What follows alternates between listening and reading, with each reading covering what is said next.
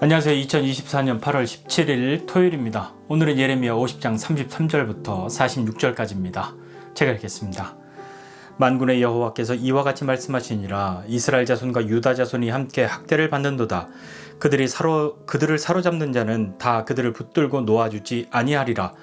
그들의 구원자는 강하니 그의 이름은 만군의 여호와라. 반드시 그들 때문에 싸우시리니 그 땅에 평안함을 주고 바벨론 주민은 불안하게 하리라. 여호와의 말씀이니라. 칼이 갈대아인의 위에와 바벨론 주민의 위에와 그 고관들과 지혜로운 자의 위에 떨어지리라. 칼이 자랑하는 자의 위에 떨어지리니 그들이 어리석게 될 것이며 칼이 용사의 위에 떨어지리니 그들이 놀랄 것이며 칼이 그들의 말들과 병거들과 그들 중에 있는 여러 민족의 위에 떨어지리니 그들이 여인들같이 될 것이며 칼이 보물 위에 떨어지리니 그것이 약탈되리라. 가뭄이 물 위에 내리어 그것을 말리리니 이는 그 땅이 조각한 신상의 땅이요 그들은 무서운 것을 보고 실성하였음이니라.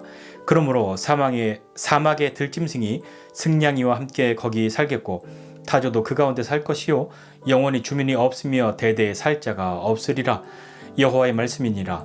하나님께서 소돔과 고모라와 그 이웃 성읍들을 뒤엎었듯이 거기에 사는 사람이 없게 하며 그 가운데에 머물러 사는 사람이 아무도 없게 하시리라.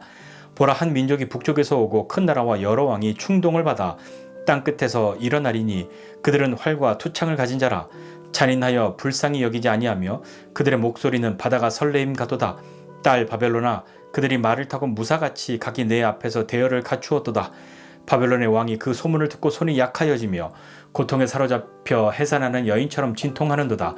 보라, 사자가 요단의 깊은 숲에서 나타나듯이 그가 와서 견고한 처소를 칠 것이라. 내가 즉시 그들을 거기에서 쫓아내고 택한 자를 내가 그 자리에 세우리니 나와 같은 자 누구며 출두하라고 나에게 명령할 자가 누구며 내 앞에 설 목자가 누구냐. 그런즉 바벨론에 대한 여호와의 계획과 갈대 사람의 땅에 대하여 품은 여호와의 생각을 들으라. 양떼의 어린 것들을 그들이 반드시 끌어가고 그들의 초장을 황폐하게 하리니 바벨론이 약탈당하는 소리에 땅이 진동하며 그 부르짖음이 나라들 가운데에 들리리라 하시도다. 아멘. 네, 바벨론을 심판하시는 것을 못된 바벨론을 멸망시키는 그 자체의 목적이 있다라는 것보다 이스라엘을 구원하고 회복시키는 데 하나님의 관심이 있다는 것을 보아야 합니다. 하나님은 이스라엘과 유다 자손이 함께 학대를 받는다고 말씀하고 계시죠. 고난 가운데 있습니다. 그들을 사로잡은 자는 다 그들이 돌아가지 못하게 붙들고 있습니다. 이스라엘은 아수르의 두 강국은 멸망하였고 또 그 아수르는 바벨론에 멸망하였으니까 아수르가 사로잡아간 사람들이 그대로 바벨론 지역에 남아있게 된 거죠. 그래서 유다 백성들이 포로로 잡혀가고 또 그들을 돌아오게 하실 때에 이스라엘과 유다 자손이 함께 돌아올 것이라고 말씀하신 겁니다.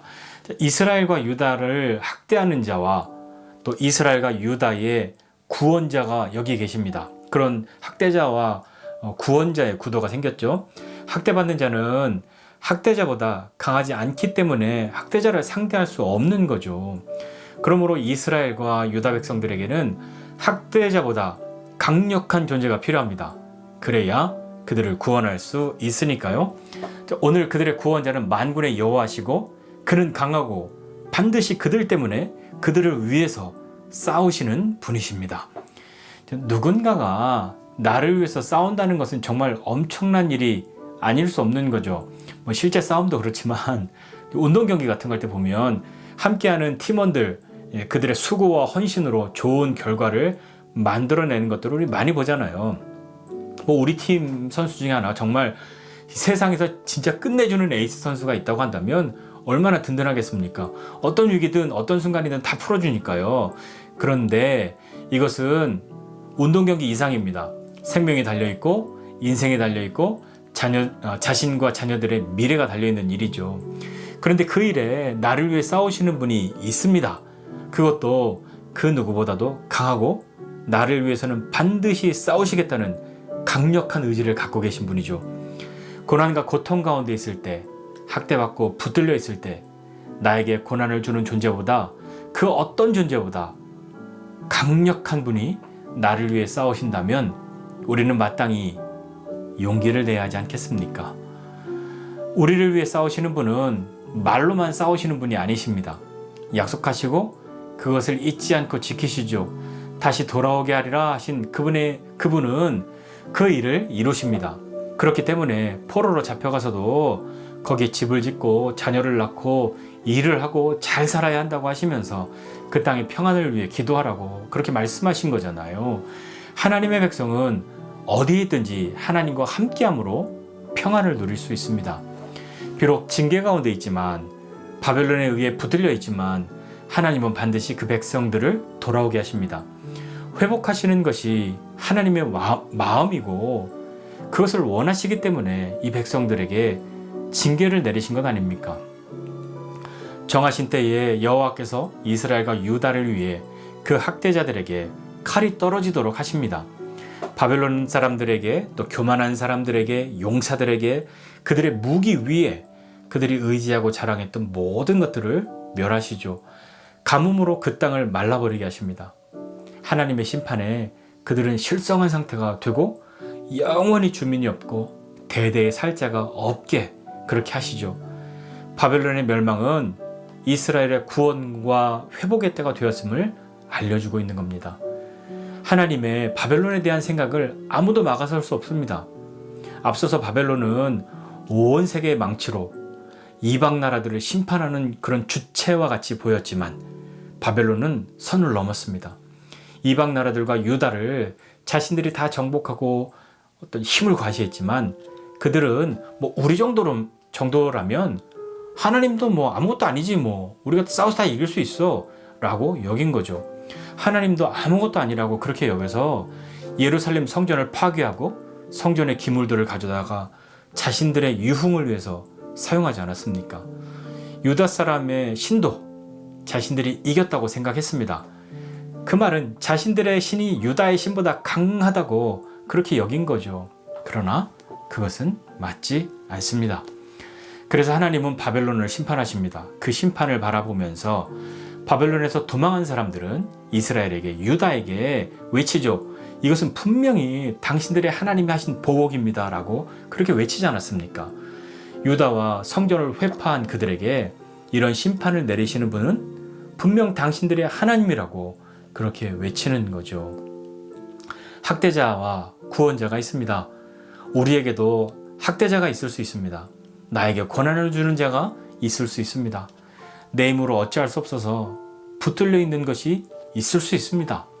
그때 무엇이 필요합니까? 난 역시 안 돼. 그냥 이렇게 붙들려서 포로가 되어서 살 수밖에 없어. 난 아무것도 되는 게 없어. 이렇게 여길 게 아닙니다. 그때 필요한 것이 바로 구원자 아닙니까? 그때 우리는 구원을 요청하지 않습니까? 하나님이 우리의 구원자이십니다. 하나님은 네가 하는 거 봐서 내가 도와주든지 말든지 할게, 그런 분이 아니십니다. 하나님은 우리의 학대받음을, 고난당함을 기뻐하시지 않습니다. 그것이 전혀 즐겁지 않으십니다. 하나님은 우리의 학대자와 맞서십니다. 강력하게 맞서십니다. 반드시 우리의 학대받음 때문에 싸우실 겁니다. 그때에도, 우리가 그렇게 징계를 받을 때에도 하나님은 우리와 함께 하시지 않습니까? 하나님, 내가 어렵고 힘들 때, 학대받을 때, 고난받을 때, 붙들려 있을 때 왜 나와 함께 하지 않으셨습니까? 하나님이 함께 하셨다고 하면 저 이런 일 겪지 않았을 거 아닙니까? 라고 항변할 수도 있습니다. 예수님의 그 이야기 중에 죽은 나사로의 이야기 기억하십니까?